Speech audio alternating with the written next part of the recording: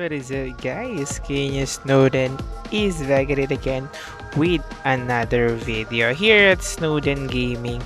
No, so on this video, guys, we are going to try another team composition that is somehow based on the update and somehow going against the odds dahil we're going to try si Kuya nyo Grappler kung mamamaximize ba natin yung patch note sa kanya kahit somehow na-nerf siya.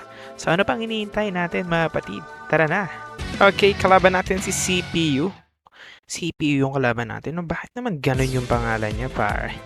Bakit ka naman po CPU? Okay naman po ganun. Okay, so Aura Knuckle. So matik yan, gagamitin natin yan. Kanina pa ba? Matik yan kay Psychic, pare. Sabay gamit tayo ng Cruciform, pare. Okay, let's go. Okay, damagean lang natin tong si Tropa Pits. Okay, ganda ng big dome niya dun, pare. Dahil nagkaroon siya ng additional shield. Pero all goods lang na. So, naglagay siya ng Little Magician. All goods lang. Kahit may mga summoning technique ang ating mga kalaban. Bakit? Dahil kaya nga tayo naglagay ng ating Kuya Mo Breaker. Para naman masabayan natin yung mga summoning technique ng ating mga kalaban sa arena. Let's go. So, lagay lang natin to si Lethal Fighter dito sa side lanes para mag-inflict lang ng additional damage. Okay. Okay, may Little Archer siya, no? So, hindi natin expect yan, no? So, hindi kasi natin pwedeng makita kaagad yung damage or yung cards ng ating mga kalaban, no? Pero all goods lang yan, pare. Kay all goods. Pwede nating gamitin dito. Wait lang, we have 5 energy. So I think gamitin natin dito yung Giant Blade. Bakit? Para ma-maximize din natin yung damage against sa kanyang Guardian. And also gamitin natin itong Gale para tamaan yung dalawang Psychic, no? So at least we're killing some of his summon and also inflicting damage sa kanyang mga Xenos, no? So parang hitting 2 birds in 1 stone. Alright, let's go. Okay, naglagay siya ng Meteor, no? So hindi tayo nagkamali na gumamit ng Kuya Mo Breaker para sa mga summoning technique ng ating kalaban, no? So medyo nabawasan lang tayo dun, pero all goods lang. All goods lang, pare. All goods lang tayo dun. So for now, pwede na nating gamitan to si Tropa ng Mach Punch, no? With Mach Punch, I think madededs na siya, pare. Ay. So Mach Punch lang tayo. Sabay kuha lang muna tayo ng ating energy, no? Ipon lang muna tayo. Siguro gamit tayo ng Galaxy later na, pare. Later natin gamitin yung Galaxy.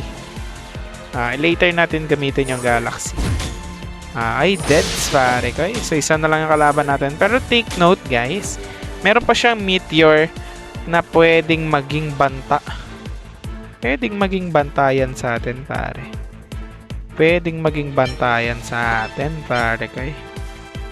So, as much as possible, ayaw natin na merong banta sa ating kalusugan. Kaya titiradahin natin yan si Tropa. Kailangan mapatay natin yung Meteor na yan. Dahil, mapatid, kapag hindi natin na-burst yung Meteor niya, most probably, maklatch niya pa tayo dahil AoE damage yung Meteor na. So, sasabog yan sa ating face. No? Sasabog yan sa lahat ng face ng ating Xeno. And napakasakit ng damage yan, pare. Ay, nag-summon lang ulit siya ng another Little Archer. Pero isa na lang yung masasummon niya dahil meron pa siyang existing na dalawa. Okay, ang ganda nung ginawa niya doon, pare. Talagang sinalo niya yung damage. Ng ating Grappler. Napakalupit mo naman doon, Tropa. Napakalupit naman ang iyong ginawa doon. Talagang sinalo niya yung damage ng ating Grappler na imbis na summon tumama ang ating tira. Tumama patuloy sa Grappler niya, mamen. Okay na. So, gamit lang tayo ng additional damage para sa ating para sa ating breaker. Tapos Tyra tayo ng Crash Rain para ma-deads lahat. So, una siya. So, let's expect na gagamit siya ng mga ano pa ba? Gagamit siya ng sustainability cards. No? Pwede siyang gumamit ng shield. So, sige. Okay, as expected, gumamit siya ng Mega Dome. Big Dome pala, hindi Mega Dome. Oh, well, goods, panalo na tayo. GG's, K-Tropang CPU.